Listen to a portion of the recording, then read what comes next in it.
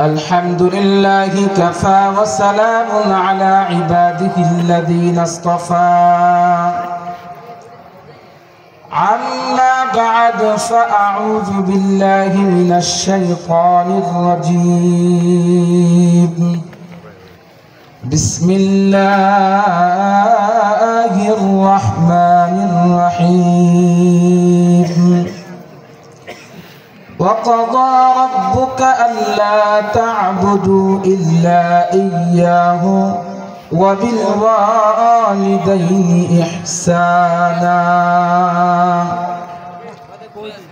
وقال رسول الله صلى الله عليه وسلم مفتاح الجنة الصلاة أو كما قال عليه الصلاة والسلام সকলেই দরুদ ইব্রাহিম পড়ি আল্লাহুম্মা সাল্লি আলা মুহাম্মাদিন ওয়া আলা আলি মুহাম্মাদ কামা সাল্লাইতা আলা ইব্রাহিম ওয়া আলা আলি ইব্রাহিম ইন্নাকা হামিদুম মাজিদ আল্লাহুম্মা বারিক আলা মুহাম্মাদিন ওয়া আলা আলি মুহাম্মাদ كما باركت على إبراهيم وعلى آل إبراهيم إنك حميد مجيد ذكر كري لا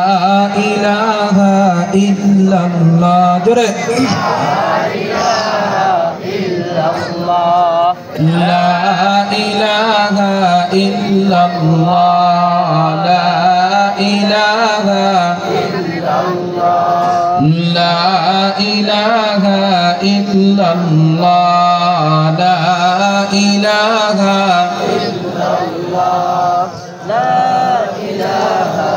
إلا الله لا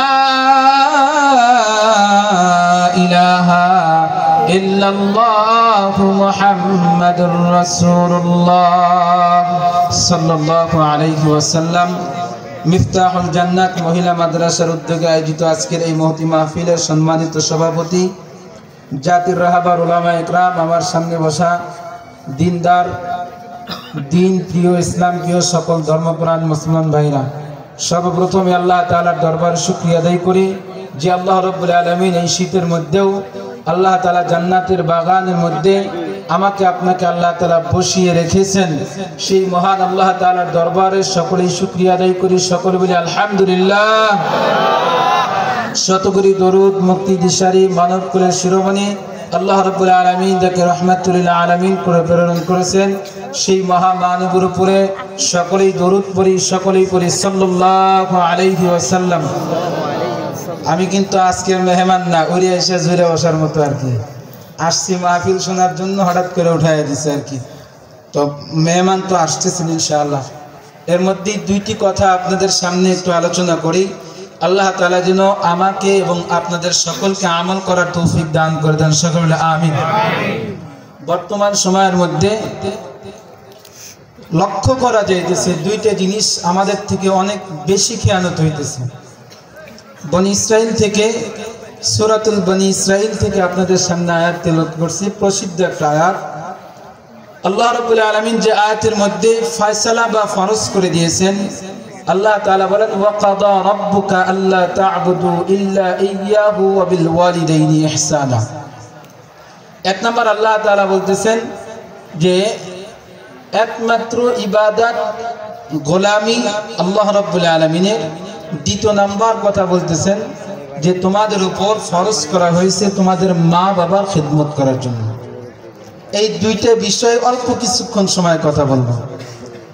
আমাকে আপনাকে কে সৃষ্টি করেছেন? আল্লাহ। আরে মুসলমানের আওয়াজ দেখুন না, কে সৃষ্টি করেছেন? আরো জোরে বলেন কে? আল্লাহ। ওই আল্লাহ তাআলা বলছেন ওয়াকাদা রাব্বুকা আল্লা তা'বুদু ইল্লা ইয়্যাহু। আল্লাহ রাব্বুল আলামিন তার কালামুল্লাহ পাকের মধ্যে বলতেছেন, বান্দা এই যে জমিনের মধ্যে চলাফেরা করতেছো, জমিনের মধ্যে নাচ নিয়ামত যা কিছু বান্দা তোমরা দেখতেছো, সব কিছু বান্দা আমি তোর জন্য বানাইছি, আর বান্দা তোমারে আমি বানাইছি আল্লাহর গোলামি করার জন্য। আল্লাহ তাআলা বলেন ওয়া মা খালাকতুল জিন্না ওয়াল ইনসা ইল্লা লিয়াবুদুন। আল্লাহ রাব্বুল আলামিন বলেন বান্দা তোমারে আমি বানাইছি আমার গোলামি করার জন্য, আমার দাসত্ব করার জন্য। আমার গোলামি যদি তুমি করতে পারো তো চাঁদ তোমার দাসত্ব বানায় দিব, সূর্য তোমার গোলাম বানায় দিব, আসমান জমিনের মধ্যে যা কিছু আছে বান্দা তোর দাসত্ব গোলাম বানায় দিব। আর যদি আমার দাসত্ব না করো তো বান্দা সারা দুনিয়ার সব কিছু তোমার দুশ্মন বানায় দিব। আমি ইজ্জতওয়ালাকে বেইজ্জতি করে দিব, আমি সম্মানওয়ালাকে বেসম্মানী করে দিব, আমি উপরওয়ালাকে নিচওয়ালা করে দিব। বান্দা তুই যদি আমার গোলামি করো, আমার দাসত্ব যদি তুমি করো বান্দা, তাইলে তোমার আমি নিচতলা থেকে উপরতলা উঠাইয়া দিব, বেসম্মানকে আমি তোমার সম্মান দান করব।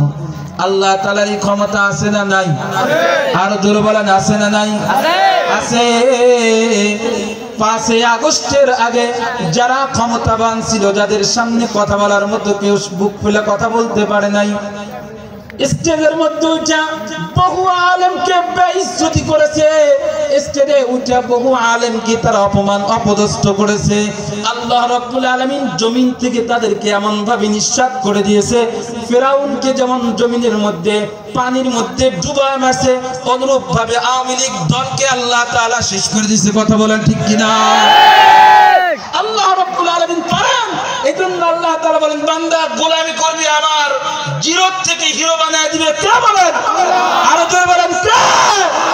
আল্লাহ তাআলা বলতেছে আমি ফয়সালা করে দিলাম, আজকে থেকে তোমার বালক বয়স হইছে, আমার গোলামি করো। ওয়া কাদা রাব্বুকা আল্লা তা'বুদু ইল্লা ইয়্যা। বান্দা গোলামি আমার করবি, আমার দাসত্ব করবি, জিরো থেকে বান্দা তোমার আমি হিরো বানায় দিব। আল্লাহর গোলামি করতে রাজি আছি তো ইনশাআল্লাহ? হাতটা তুলে দেখায় দেন, জোরে বলেন লিল্লাহি তাকবীর, আর জোরে বলেন লিল্লাহি তাকবীর। আল্লাহ তাআলা আমাদের কবুল করেন, সকলে বলে আমিন। দ্বিতীয় নাম্বার, বর্তমান সময়ের মধ্যে মা বাবার অশ্রদ্ধা, মা বাবাকে অসম্মান আমাদের সমাজের যুবকরা বেশি করে। শুনে রাখা দরকার মা বাবা আমাদের জন্য কতটুকু গুরুত্ব। আল্লাহ রাসূল সাল্লাল্লাহু আলাইহি ওয়াসাল্লামকে সাহাবীরা জিজ্ঞেস করতেছেন, ইয়া রাসূলুল্লাহ, ইয়া হাবিবাল্লাহ, আমি খেদমত করব কার? মান আবার ইয়া রাসূলুল্লাহ। আল্লাহ রাসূল সাল্লাল্লাহু আলাইহি ওয়াসাল্লাম বলেন তোর মার। দ্বিতীয়বার আবার জিজ্ঞেস করে কার খেদমত করব? বলে তোর মার। তৃতীয়বার আবার জিজ্ঞেস করে রাসূল আমি কার খেদমত করব? কয় তোর মার। আল্লাহ রাব্বুল আলামিন কোরআনে কারীমের মধ্যে বলেন ওয়াবাসাইনাল ইনসানা বিওয়ালিদাইহি হামালাতহু উম্মুহু ওয়াহনান আলা ওয়াহনিন। ও বান্দা, জমিনের মধ্যে তোর মা তোর জন্য কত কষ্ট করছে শুনে রাখ। ইমাম গাজ্জালী রাহমাতুল্লাহ আলাইহি উদাহরণ দিয়ে বলেন, যদি মা কোন বাচ্চাকে গর্ভধারণ করার পরে যেই পরিমাণ কষ্ট করছে তার যদি রূপ দেওয়া যেত, মানুষের যেমন আকৃতি আছে কষ্টের যদি ভাবে আকৃতি দেওয়া যেত, তাহলে পাহাড় উহুদ পাহাড়ের উপর যদি মার গর্ভধারণ করার সময়টা যদি এই কষ্টটা যদি উহুদ পাহাড়ের উপর রাখা যেত, আল্লাহ ইমাম গাজ্জালী রাহমাতুল্লাহ আলাইহি বলেন কষ্টের ভরের কারণে পর্বতটা সমতল মাটির সাথে মিশে যেত। এত পরিমাণ কষ্ট মা সহ্য করে জমিনের মধ্যে নিয়ে আসছে। আল্লাহ তাআলা বলেন এমন মা বাবার সাথে ভালো ব্যবহার করবা। ওয়াবাসাইনাল ইনসানা বিওয়ালিদাইহি ইহসানা হামালাতহু উম্মুহু ওয়াহনান আলা ওয়াহনিন। আল্লাহ রাব্বুল আলামিন বলেন কষ্টের উপর কষ্ট সহ্য করে তোমার মা তোমাকে জমিনের মধ্যে নিয়ে আসছেন। আল্লাহ তাআলা তোমাকে আমাকে সৃষ্টি করেছেন, আল্লাহ রাব্বুল আলামিন আমাকে আপনাকে সৃষ্টি করেছেন। অনুরূপভাবে মা এবং বাবার মাধ্যমে জমিনের মধ্যে আসছি, জমিন দেখতেছি।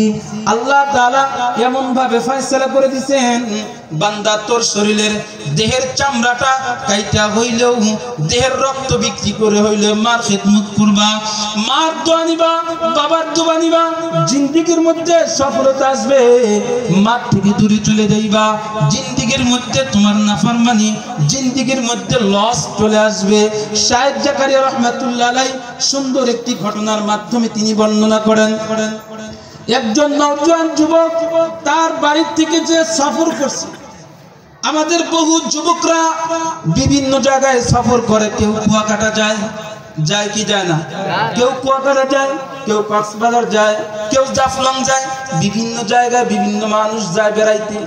শাহেদ জাকারিয়া রাহমাতুল্লাহ আলাইহি বলেন, আল্লাহর ও বান্দা নিজ বাড়ি থেকে সফর করে বেড়াইতে বেড়াইতে সে এমন একটা জায়গায় বেড়াইতেছে, ছেলে এবং মেয়ে দুইজন, তারা একে অপরজনের সাথে গল্প করতেছে, কথাবার্তা হইতেছে, একজন আর একজনকে দেখে পছন্দ করে ফেলছে। এরকম আছে না নাই? রাস্তা দিয়ে হঠাৎ করে চলতেছে, দেখলো ও খুব সুন্দর তো দেখা যায় রে, কথা বলার একটু চান্স পেলে একটু কথা বলেই নিতাম। আছে না নাই? আরো জোরে বলেন। কিছু তো মোবাইলে তো আছেই, না দেখেই শুরু করে দেয়। আবার চিন্তা করে গাড়ির মধ্যে বসে আছি, একই সিটে দুইজন পাশাপাশি বসে আছে, ও সুন্দরী, চিন্তা করে যদি একটু কথা বলতো তাহলে তো একটু ভালোই লাগতো, ঠিক কিনা? যুবক এখন ওখানে গেছে, মনে করেন কক্সবাজার গেছে, যাওয়ার পরে দুইজন নদীর পাড় দিয়ে বেড়াইতে বেড়াইতে দুইজনের সাথে কথাবার্তা হয়ে গেছে, দুইজনের কথা মনের মিল হয়ে গেছে। এইবার এখন বলতেছে, ছেলে মেয়েরে প্রস্তাব দিতেছে যে আমি তোমারে ভালোবেসে ফেলছি। এখন মেয়েও ছেলেকে দেখে পছন্দ করে ফেলছে, আর তোমারও তো খুব সুন্দর দেখা যায়, তোমারও আমার খুব মনে ধরে গেছে, তাহলে চলো বিয়ে করি। ঠিক আছে বিয়ে করবো, কিন্তু শর্ত একটা, তুমি কিন্তু আমি কিন্তু তোমাদের বাড়ি যাবো না, তোমাকে আমাদের বাড়ি আসতে হবে। শর্তটা দিছে কি বুঝছেন? যে আমি কিন্তু তোমাদের বাড়ি যাব না, তোমাকে আমাদের বাড়ি আসতে হবে। অর্থাৎ ঘর জামাই যেটাকে বলে, ঘর জামাই বুঝেন? ঘর জামাই। শাহেদ জাকারিয়া রাহমাতুল্লাহ আলাইহি বলেন যে এই সন্তান একই মা, বাবা মায়ের একটাই সন্তান, আর কোনো সন্তান নেই। কিন্তু মেয়ের ভালোবাসা এমন ভাবে পড়ে গেছে, স্বামী স্ত্রী দুইজন ভালোবাসার কারণে মা বাবাকে ছাইরা চলে গেছে। এরকম যুবক আছে না নাই? আরো জোরে বলেন, আছে না নাই? আছে, এরকম যুবক অনেক আছে যাদের কানে এই কথাগুলো এখনো যাইতেছে। আমি এখানে যারা আছে তাদেরকে উদ্দেশ্য করে বলতেছি, যে আওয়াজ যতদূর যাইতেছে তাদেরকে উদ্দেশ্য করে বলতেছি। তো শাহেদ জাকারিয়া রাহমাতুল্লাহ আলাইহি বলেন, এই শ্বশুরালয় যখন চলে গেছে, যায় শ্বশুর বাড়িতে খুব আদর আপ্যায়ন খাইতেছে, এইদিকে মা বাবার আর কোনো খোঁজ খবর নাই। ওই কালে তো আর মোবাইল ফোনও ছিল না, চিঠির যুগ ছিল, কিন্তু চিঠির মাধ্যমে যে মা বাবার সাথে কোনো খোঁজ খবর নিবে, খোঁজ খবর কোনোদিন নেয় না। দীর্ঘদিন যাওয়ার পরে কিন্তু মার কখন খোঁজ খবর নেয় না, বাবার খোঁজ খবর নেয় না। মাঝে মধ্যে মার দিল থেকে আহ শব্দটা বের হয়ে আসে, আরে বাবা, তিনজন ব্যক্তির দোয়া আল্লাহ তাআলা সরাসরি কবুল করেন। কয়জনের বলেন? তিনজন। এর মধ্যে একজন হলো মা বাবা। মা বাবা যদি দোয়া করে তো দোয়াও আসমান উঠে যায়, মা বাবা যদি বদদোয়া করে বদদোয়াটাও আসমান উঠে যায়। মা বাবার দোয়ার কারণে বাইজিদ বুস্তামি রাহমাতুল্লাহ আলাইহির নাম আমরা শুনছি। গভীর রজনীর মধ্যে বাইজিদ বুস্তামির মা ডাক দিয়ে বলেন, বাইজিদ পানি পিপাসা লাগছে, আমাকে একটু পানি দাও। বাইজিদ বুস্তামি রাহমাতুল্লাহ আলাইহি ঘরের কলসের মধ্যে হাত দিয়ে দেখে যে পানি নাই, দূর ঝর্ণার থেকে পানি নিয়ে আসার জন্য গেছে। আয়সা দেখে মা ঘুমায় গেছে, পানির পেয়ালাটা হাতে নিয়ে মার পাশে দাঁড়ায় রয়েছে। সকাল যখন তাহাজ্জুদের নামাজের সময় হয়ে গেছে, মা ঘুম থেকে জাগ্রত হয়ে দেখে বাইজিদ কনকনে শীতের মধ্যে হাতের মধ্যে পানি নিয়ে দাঁড়ায় রয়েছে। মা ডাক দিয়ে বলতেছেন, তুমি এখানে পানি নিয়ে দাঁড়ায় রয়েছো কেন? বাইজিদ বলেন, মা রাত্রিবেলায় তুমি পানির কথা বলছিলা, পানি নিয়ে এসে দেখি তুমি ঘুমায় গেছো, এজন্য আমি তোমার ডাক দিই নাই যে মা তোমার কষ্ট হবে। মা বাচ্চার সন্তানের হাত থেকে পানি নিয়া, মা সন্তানের হাত থেকে পানি নিয়া পানি পান করা সন্তানটারে শোয়ায় রাখা মা তাহাজ্জুদের নামাজে দাঁড়ায় যা আল্লাহ তাআলার কাছে ডাক দিয়ে বলছেন, আল্লাহ বাইজিদের দোয়াকে, বাইজিদের আজকের এই কাজকে, আমলকে আমার বড় ভালো লাগছে। আল্লাহ আমার দিলটা যেমন আমার সন্তান ঠান্ডা করে দিছে, আল্লাহ তুমি সুলতানুল আউলিয়া বানায়া দাও। সকলে বলে সুবহানাল্লাহ। সুলতানুল আউলিয়া, আউলিয়াদের সুলতান তুমি বানায়া দাও। আল্লাহ রাব্বুল আলামিন দোয়াকে এমন কবুল করে নিছেন যে ওনার জিন্দেগীর মধ্যে আসছেন, হজের সফরে গেছেন, হজ করতে গেছেন। হজের মধ্যে যায় আল্লাহ তাআলার কাছে দোয়া করতেছেন, মুরাকাবার মধ্যে আল্লাহ তাআলাকে জিজ্ঞেস করতেছেন, আল্লাহ এইবার যারা হজে আইছে এদেরকে কার কার হজ কবুল করছো, কার হজ কবুল করো নাই। আল্লাহ রাব্বুল আলামিন মুরাকাবার মধ্যে দিলের মধ্যে ইলহাম করে দিয়েছেন, ও বাইজিদ এইবার যারা হজে আসছে প্রত্যেকের হজ আমি কবুল করছি, কিন্তু একজন ব্যক্তির হজ আমি কবুল করি নাই। আল্লাহ এমন নাফরমানকে একটু বলে দেন না। কয় যা দেখো আরাফার ময়দানে একজন ব্যক্তি তার হাত নাই, একটা পা নাই, গড়াগড়ি করে কান্না করে। যা দেখো আরাফার ময়দানে আছে। বাইজিদ বুস্তামি রাহমাতুল্লাহ আলাইহি আরাফার ময়দানে চলে গেলেন। যা দেখে একজন ব্যক্তি তার হাত নাই, তার পা নাই, গড়াগড়ি করে কান্না করে। বাইজিদ বুস্তামি রাহমাতুল্লাহ আলাইহি তার পাশে দাঁড়া বলতেছেন, ভাই তুমি যেখানে দাঁড়া থেকে কান্না করো, আমি মুরাকাবার মধ্যে জানতে পারছি তোমার হজ আল্লাহ কবুল করে নাই। ওই ব্যক্তি বলতেছেন, হ্যাঁ ভাই আমি নিজেও জানি আল্লাহ তাআলা আমার হজকে কবুল করে নাই। কয় তাহলে তুমি এখানে আসছো কেন? কয় জানি আরাফার ময়দানে বহু মানুষ এখানে এসে অহন্ত গুনাহ কইরা, অনেক গুনাহ করার পর আল্লাহ তাআলা তওবাকে কবুল করছে। ওই আশায় প্রতি বছর আসি, দেখিনি আমার মাওলা আমারে মাফ করে নাকি। বাইজিদ বুস্তামি রাহমাতুল্লাহ আলাইহি ডাক দিয়ে বলেন, কিরে তোর জন্য তওবার দরজা কেন আল্লাহ তাআলা বন্ধ করে দিয়েছেন? কেন তোর দোয়া আল্লাহ তাআলা কবুল করে না? লোকটা ডাক দিয়ে বলে, বাইজিদ এই যে তুমি আমার একটা হাত দেখতেছো, এই হাতটা নাই, একটা পা নাই। আমার হাতটা ছিল, আমার পাটা ছিল, কিন্তু আমি বুঝতে পারি নাই। এই হাত দ্বারা আমার মাকে আমি আঘাত করছিলাম, এই পা দ্বারা আমি আমার মাকে লাথি মারছিলাম। যখন বুঝতে পারলাম জিন্দেগীর মধ্যে, জীবনের মধ্যে সবচেয়ে নিকৃষ্ট কাজ আমি করেছি, এই হাত দ্বারা আমার মাকে আমি লাথি মারছি, এই পা দ্বারা আমি আমার মাকে লাথি মারছি, জিন্দেগীর মধ্যে সবচেয়ে বড় ভুল আমি করেছি। আমি যখন বুঝতে পারলাম ওই সময় আমার হাতটা আমি কেটে ফেললাম, আমার পাটা আমি কেটে ফেললাম।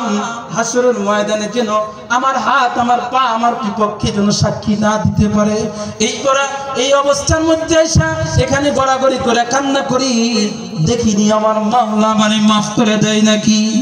বাইজিদ বুস্তামি রাহমাতুল্লাহ আলাইহি মুরাকাবার মধ্যে বসে থেকে আল্লাহ তাআলাকে বলে, রব্বি কারীম যেই বান্দা নিজের ভুলের কারণে নিজেই এত বড় শাস্তি নিতেছে, আল্লাহ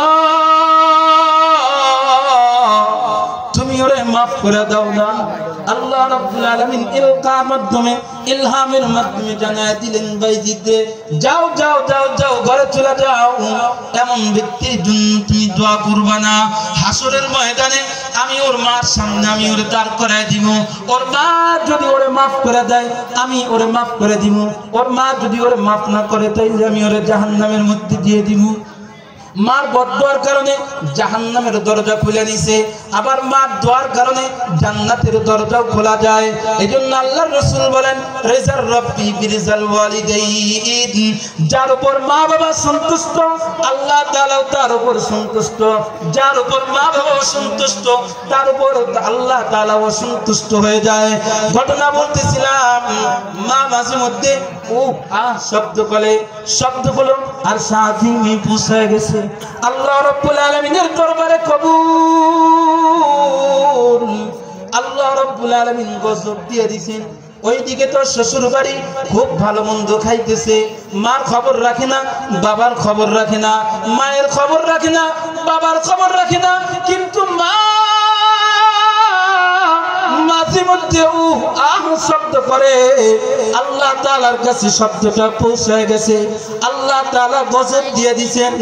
শাইখ জাকারিয়া রাহমাতুল্লাহ আলাইহি বলেন যে যুবকের গুপ্ত অঙ্গের মধ্যে যৌন অঙ্গের মধ্যে পছন্দ রয়ে গেছে, হসপিটালে নিয়ে অপারেশন করে নিজের যৌন অঙ্গ কেটে ফেলছে। যখন তার যৌন শক্তি নাই, ও যুবক ভাই বলো, বর্তমান সময়ের মধ্যে যে বিভিন্ন প্রেম প্রীতি হয়, একজন স্বামী রাইখা আর একজনের কাছে চলে যায়, অধিকাংশ যৌন দুর্বলতার কারণে। তোমার আমার যদি যৌন শক্তি না থাকে, কোন মহিলা যত সুন্দরী মহিলা হোক না কেন, ওই মহিলা আমার আপনার কাছে থাকবে না। পুরুষত্ব যতক্ষণ পর্যন্ত আছে ততক্ষণ পর্যন্ত পুরুষের দাম আছে। পুরুষত্ব নাই, অপুরুষের কোনো দাম নাই, ঠিক কিনা? অপুরুষের কোনো দাম নাই। যৌনাঙ্গ যখন কেটে ফেলছে, এইবার পুরুষত্ব আর নাই। তত্তাজার নওজোয়ান যুবতী মহিলা এইবার স্বামীকে ডাক দিয়ে বলতেছেন, যেহেতু তোমার আর যৌন শক্তি নাই, এইবার তোমার আমার আর দরকার নাই। দুইজন মিলা ডিভোর্স দিয়া, তালাক দিয়া সে অন্যত্র বিয়ে হয়ে গেছে। বিবির যখন অন্য জায়গায় বিয়ে হয়ে গেছে, এইবার শ্বশুর বাড়ি কি আগের মতো আর মাছের মাথার ঠান্ডা খাওয়াই বুনি বলেন? আর খাওয়ায় না। দীর্ঘ এক যুগ পরে এইবার সব বিবির অন্যত্র বিয়ে হয়ে গেছে। এইবার যুবক, অসুস্থ যুবক, বাড়ির থেকে শ্বশুরালয় থেকে যখন তাকে বের করে দিয়েছে, বাড়ির থেকে বের হওয়ার পরে এইবার মনে করছে, হায় আজকে যদি আমার মা থাকতো, আজকে যদি আমার বাবা থাকতো, হয়তো আমাকে এইভাবে এখান থেকে লাঞ্ছিত হতে হতো না। তারা আমার চেষ্টা, তারা আমার তদবির করতো, তারা আমার খেদমত করতো। যুবক এইবার দুই চোখের পানি ফেলতে ফেলতে আস্তে আস্তে দূর দেশ থেকে সফর করে নিজ এলাকার মধ্যে চলে আসছে। এক যুগের মধ্যে যেহেতু কোনো খোঁজ খবর নাই, বাড়িতে আসছে, বাড়িতে আইসা দেখে কোনো ঘর বাড়ি নাই, বাড়ির মধ্যে কোনো ঘর বাড়ি নাই। যে বিরান বাড়ির মধ্যে আঙ্গুর ফলের বাগান, বাগানের মধ্যে একজন রাখাল বাগান গাছগুলো, আঙ্গুর বাগানটা পরিষ্কার করতেছে, আবর্জনা পরিষ্কার করতেছে। বাড়িতে ঢুইকা ওই যুবককে ডাক দিয়ে বলতেছেন, ও ভাই রাখাল, এটা কি অমুকের বাড়ি না? কয় হ্যাঁ, এটা অমুকের বাড়ি। তো এই বাড়িওয়ালা কই গেছে? এই বাড়ির যে মালিক যিনি ছিলেন, তিনি গত কয়েক বছর আগে এমন একটা দুরারোগ্য অসুখের কারণে তার সব সম্পদ বিক্রি করা, এমনকি নিজের বাড়ির বিটাটা পর্যন্ত বিক্রি করা নিজের চেষ্টা করছে, কিন্তু আল্লাহ তাআলার কি কুদরত, তাও বাঁচতে পারে নাই, সে মারা গেছে। আর যে তার বিবি ছিল, সে অন্যের বাড়িতে থাকে, অন্য জায়গায় থাকে। যুবকটা রাখাল যুবকটা ডাক দিয়ে বলে, এই বাড়ির যে মালিক সে ছিল, আমি শুনেছি তার নাকি একটা সন্তান ছিল, যে সন্তানটা এক যুগ আগে বিবির হাতটা ধইরা সে শ্বশুরালয়ে চলে গেছে। মা বাবার খবর লয় না, মা বাবার কোনো খোঁজ খবর লয় না। হায়, আজকে যদি আমি ওই যুবকটারে পাইতাম, নিজের হাতে আঙ্গুর কাটার ছুরি, যে আঙ্গুর গাছ পরিষ্কার না কইরা আমি ওরে জবাই করে ফেলতাম। এমন নিষ্ঠুর কোন সন্তান হয় নাকি, যে সন্তান মা বাবারে ফালায় রাইখে সে দূরে চলে যায়? শাইখ জাকারিয়া রাহমাতুল্লাহ আলাইহি বলেন, এই যুবক যখন নিজের মুখের সামনে, নিজের সামনে যখন নিজের বৎসনা শুনতেছে, যুবক নিজের পরিচয় দেয় না। রাখাল তারে ডাক দিয়ে বলেন, ও ভাই, ওই যে মহিলাটা কোথায় থাকে? মহিলাটার পরিচয় একটু বলো না, সে কোথায় থাকে এখন বলো না। বলতেছেন, তার একমাত্র কলিজার টুকরা সন্তানের জন্য কান্না করতে করতে অন্ধ হয়ে গেছে, অমুক বাড়িতে থাকে, সারাদিন তুমি তারে পাইবা না, সন্ধ্যাবেলায় গেলে তার কাছে তুমি পাইবা। যুবকটা সারাদিন এদিক ওদিক ঘোরাফেরা করে সন্ধ্যাবেলায় বাড়ির সামনে এসে মা যেই ঝুপড়ি ঘরের মধ্যে থাকে, আন্ধা মা দেখলেন যে ওযু করে ঘরের মধ্যে ঢুকলো, ডাক দেওয়ার মতো সাহস নাই। মা রে মা বলে ডাক দিবে, সাহস পাইতেছে না। শাহেদ জাকারি রহমাতুল্লাহ আলাইহি বলেন মার ঘরের সামনে গিয়ে দাঁড়ায় গেছে, মাগরিবের নামাজের আযান হয়ে গেছে। মা ঘরের মধ্যে মাগরিবের নামাজ পড়লেন, সুন্নাত আদায় করার পরে আওয়াবিন নামাজ আদায় করলো। আওয়াবিন নামাজ আদায় করে তাসবিহ তাহলিল শেষ করার পরে আল্লাহ তাআলার কাছে দুইটা হাত বাড়ায় দিয়ে বলতেছেন, আল্লাহ ও রব্বি কারীম, বৃদ্ধা বয়সে তুমি আমারে বিধবা বানায় দিছো, কোনো আফসোস নাই। বৃদ্ধা বয়সে তুমি আমার চোখটা নিয়ে নিছো আল্লাহ, এরপরেও তোমার কাছে আমার কোনো অভিযোগ নাই। বৃদ্ধা বয়সে অন্যের বাড়িতে তুমি আমারে শোয়াইছো, তারপরেও কোনো আফসোস নাই। বৃদ্ধা বয়সে তুমি আমারে ভিক্ষার জন্য হাতে দিছো আল্লাহ, তারপরেও তোমার কাছে আমার কোনো আফসোস নাই, অভিযোগ নাই। মাওলা গো, বেহায়া বেলাজার মতো বারবার তারপরেও তোমার কাছে দোয়া করি আল্লাহ, এক যুগ আগে তুমি আমার কলিজার টুকরা সন্তানটারে তুমি নিয়ে নিছো আল্লাহ, তুমি ও সন্তান আমার কোলে তুমি ফিরিয়ে দাও। মা দোয়া করে আল্লাহ তাআলা কাছে আল্লাহ ও রব্বি কারীম, আমি তোমার কাছে দোয়া করি আল্লাহ, সন্তানের কামাই খাবে এমন আমার আশা নাই, সন্তান যে আমারে কামাই খাওয়াবে এমন আশা নেই আল্লাহ রব্বি কারীম।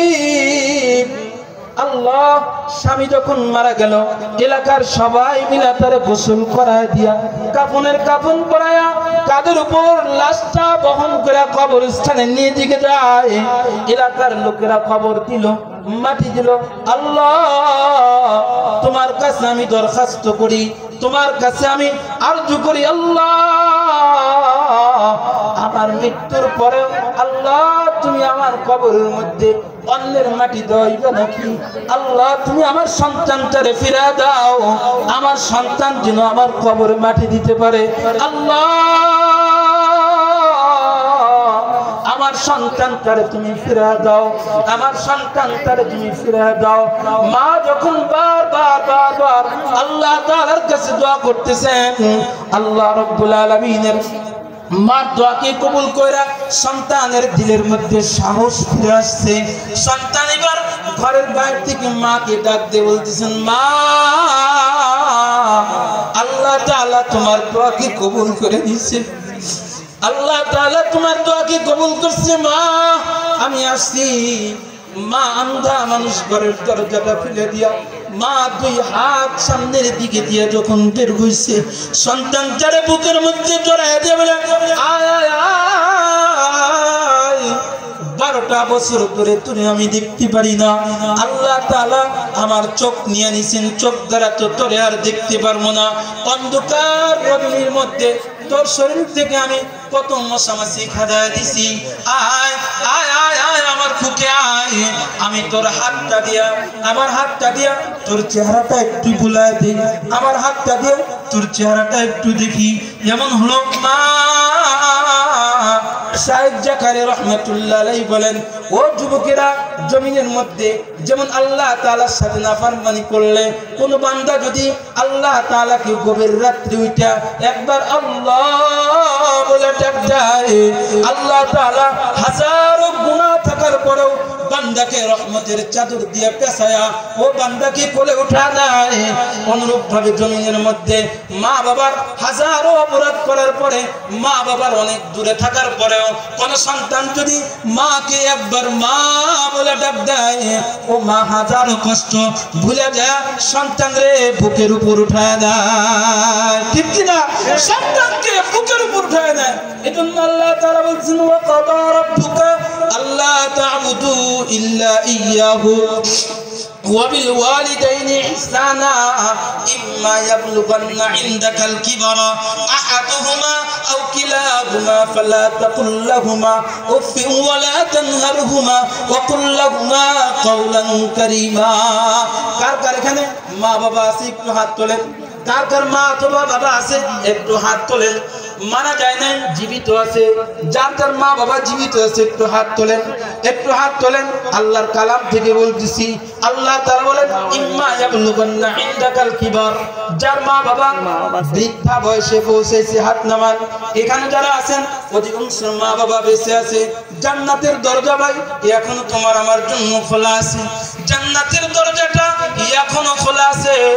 ইম্মা ইয়াবলুগান্না ইনদাকাল কিবারা আহাদুহুমা আও কিলাহুমা ফালা তাকুল লাহুমা, তোমাদের জীবিত থাকা অবস্থায় মা অথবা বাবা যদি বার্ধক্যে পৌঁছে যায়, আল্লাহ তাআলা বলেন খবরদার মা বাবার সামনে উচ্চ আওয়াজে কথা বলবা না। মা বাবা যেন উফ শব্দটা যেন বের না করে, এমন ভাবে কথা বলবা না। মা বাবা যদি তোমার সমস্ত সম্পদ থেকে বঞ্চিত করে, এরপরে মার উপর কোনো অভিযোগ নাই, এরপরে মা বাবার উপর কোনো অভিযোগ নাই নাকি থাকবে নাকি? মা বাবার কোনো অভিযোগ, মা বাবার উপর কোনো অভিযোগ নাই, কিচ্ছু দেয় নাই, সব সম্পদ থেকে দূরে রাখছে, এরপরেও মা বাবার নামে কোনো অভিযোগ নাই। মা বাবার সাথে ভালো ব্যবহার করবো তো ইনশাআল্লাহ। আর জোরে বলেন করবো তো? আল্লাহ তাআলা বলেন ইম্মা ইয়াবলুগান্না ইনদাকাল কিবারা আহাদুহুমা ফালা তাকুল লাহুমা, বান্দা মা বাবা যদি বৃদ্ধা বয়সে পৌঁছে যায়, এদের সামনে ও শব্দটা বলবা না, এদের সামনে জোর আওয়াজে কথা বলবা না, এদের সামনে এমন কোনো কথা উচ্চারণ করবা না যে কথার দ্বারা সে কষ্ট পায়, যে কথার দ্বারা সে কষ্ট পায়, এমন কথা জবান দ্বারা তুমি কখনো বলবা না। আর যাদের মা বাবা বেঁচে আছে, মা বাবা মারা গেছে, তাদের জন্য কর্তব্য হলো ও ভাই জিন্দেগির মধ্যে গুনাহ করে মা বাবার কবরের মধ্যে কষ্ট দিও না। মা বাবা যাদের অন্ধকার কবরের মধ্যে আছে, মা বাবারে গুনাহ করে কষ্ট দিও না।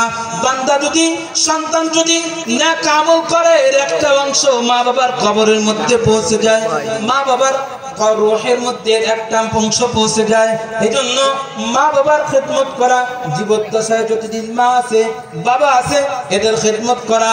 মা বাবা নাই তো মা বাবা কবরে শুয়ে আছে, শুক্রবারে জুমার দিন মা বাবার কবরের পাশে দাঁড়ানো, মা বাবার নামে সূরা ফাতিহা পড়া, সূরা ইখলাস পড়া, দরুদ পড়ে মা বাবার জন্য দোয়া করা, মা বাবার জন্য দোয়া করা। দূর দূর দূরান্ত থেকে আমরা এখানে আসি, ইচ্ছা করলেও জুমার দিন আমি আপনি মা বাবার কবরের সামনে দাঁড়াইতে পারি না। আল্লাহর কসম করে বলি রে যুবক, ডান শেষ রাত্রে ডান কাঁধে যদি কেউ স্বপ্ন দেখে, এই স্বপ্নটা সত্য হয়। মুফাসসির কিরামগণ বলেছেন, আল্লাহ বলা বুজুর্গ যারা আছে তারাও বলছেন শেষ রাত্রে ডান কাঁধে যদি কোনো ব্যক্তি স্বপ্ন দেখে, ওই স্বপ্নটা সত্য হয়। আমার বাবা মারা গেছে আজ 5 বছর যাবত, 2 দিন আমি স্বপ্নে দেখছি। এই ঘটনাটা আমি বলার উদ্দেশ্য হলো, যেহেতু এখানে সবাই যুবক, অনেকেরই মা নাই, অনেকেরই বাবা নাই।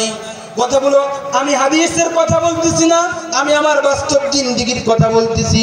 ওই স্বপ্নগুলো আমার চোখের সামনে এখনো ভাসে। আমার বাবা মারা যাওয়ার পরে একদিন রাত্রিবেলায় আমি শেষ রাত্রিতে স্বপ্নে দেখতেছি আমার বাবা আমার সামনে এসে বসে রয়েছে।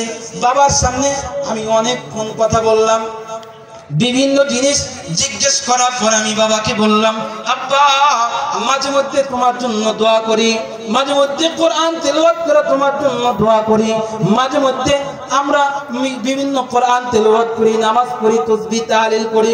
ও বাবা তোমার কবরের মধ্যে অংশ যায় কিনা? আল্লাহর কসম করে বলতেছি, একটু বাড়ায় বলতেছি না, একটু মিথ্যা কথা বলতেছি না।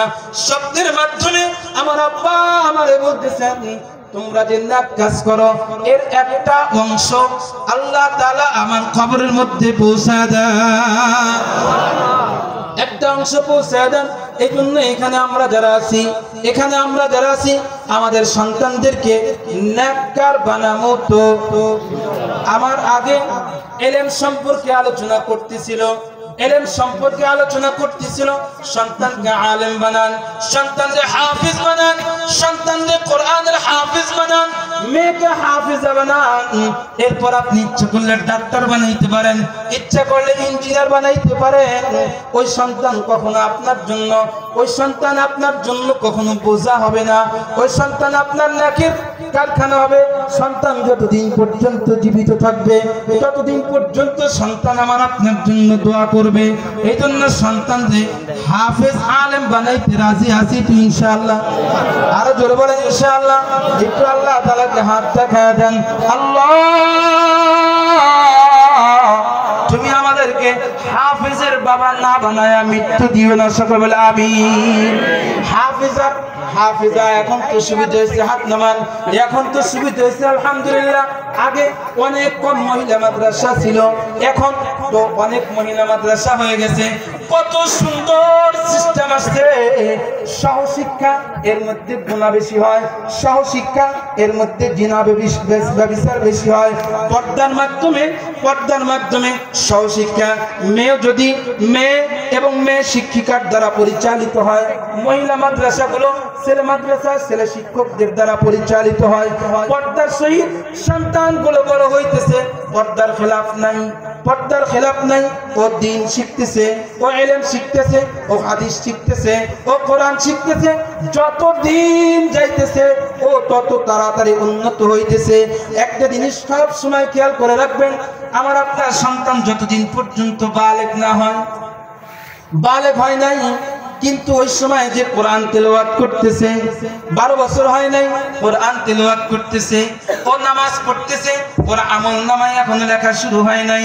হাদিসের মধ্যে আল্লাহ রাসূল সাল্লাল্লাহু আলাইহি ওয়াসাল্লাম বলেন, যত নেক আমল করবে সব মা বাবার নামে আমলনামায় আল্লাহ তাআলা উঠায় দিবেন। সুবহানাল্লাহ। লিল্লাহি তাকবীর। মাহমুদি সাহেবের আগমন শুভেচ্ছায় স্বাগতম। মাহমুদি সাহেবের আগমন শুভেচ্ছায় স্বাগতম। লিল্লাহি তাকবীর, আল্লাহু আকবার। লিল্লাহি তাকবীর। মিফতাহুল জান্নাত মহিলা মাদ্রাসা থেকে স্বাগতম, স্বাগতম। আরো জোরে শুভেচ্ছায় স্বাগতম। আল্লাহ তাআলা মাহমুদ সাহেব আসছেন। আল্লাহ তাআলা যেই কথাগুলো বললাম, আল্লাহ তাআলার ইবাদত, মা বাবার খেদমত করব তো ইনশাআল্লাহ। আল্লাহ তাআলা আমাদের প্রত্যেককে আমল করার তৌফিক দান করুন, সকলে আমিন। ওয়া আখির দাওয়ানা আলহামদুলিল্লাহি রাব্বিল আলামিন। আসসালামু আলাইকুম ওয়া রাহমাতুল্লাহি ওয়া বারাকাতুহু। হ্যালো ফতান বক্কা আপনি বা 26 দিন না বয়ান না বয়ান আলহামদুলিল্লাহ অত্যন্ত